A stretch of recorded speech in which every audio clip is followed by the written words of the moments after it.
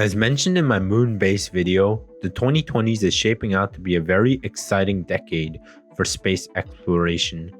For those of you who need a refresher for what is in store for space exploration in the next 2 decades, America plans to send astronauts back to the moon by 2024, establish an orbiting space station around the moon by 2028, and establish a surface base on the moon sometime in the 2030s. But more so than the 2020s, the 2030s will be an even more exciting decade for humanity.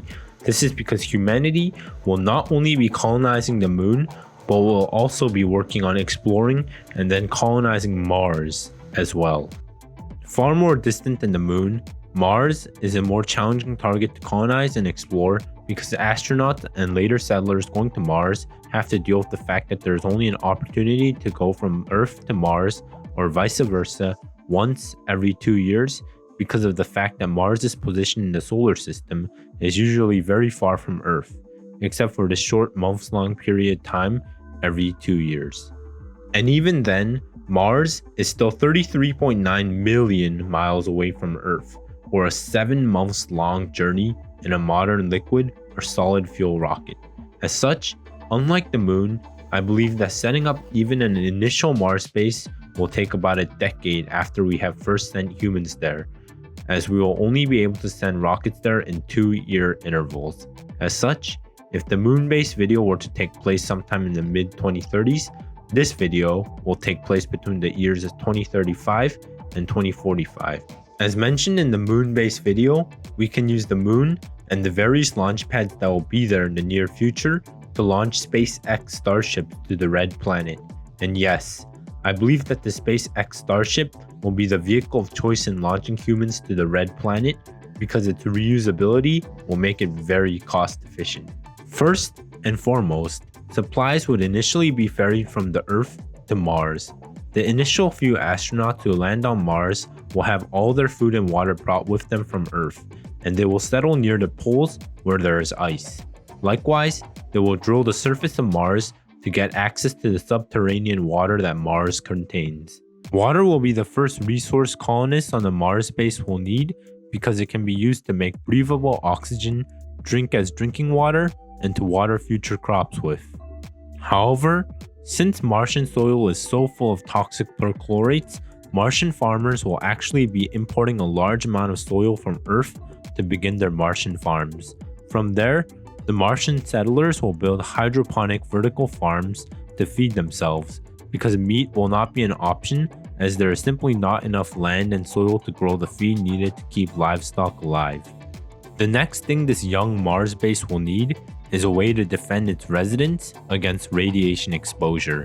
In the early days of exploration, this can be achieved by having astronauts largely stay inside their starship, having it serve as their initial home. The starship will be coated with a thin layer of water around the edges to absorb radiation from both the astronauts' stay at Mars and their journey to Mars. Later on, however, the Mars base can either be built underground or, as the YouTube channel Kurzgos stated, with a layer of frozen carbon dioxide and then a layer of Martian dirt on top.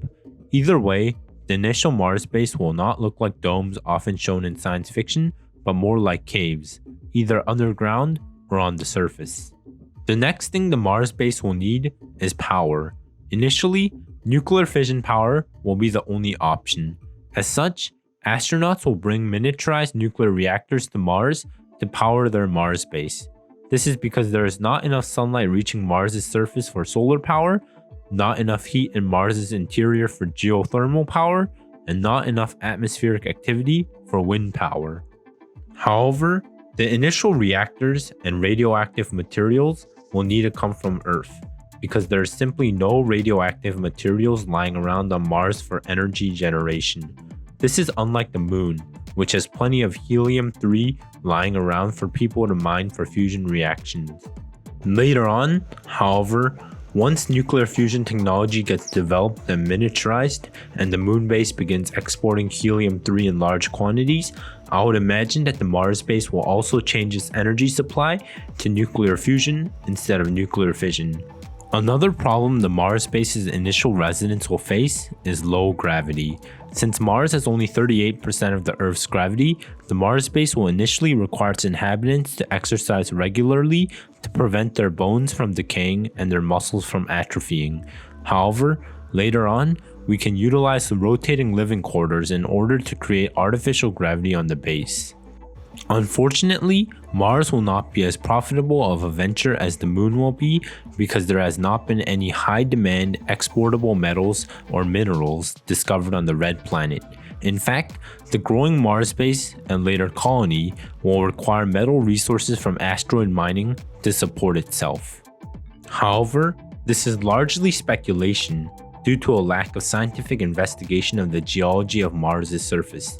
It may very well be possible that there are metal resources on the planet in its impact craters or volcanoes.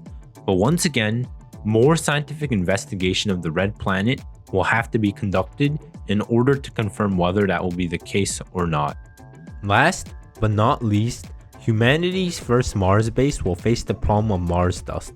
Just like the problem of moon dust, dust will be a very serious problem on Mars because it is very toxic to the lungs when inhaled.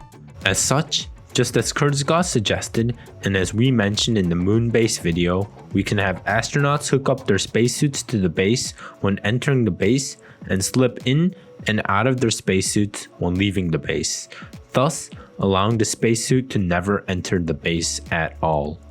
Thank you for watching, and if you enjoyed this video, please subscribe and click my channel to explore some more videos to watch.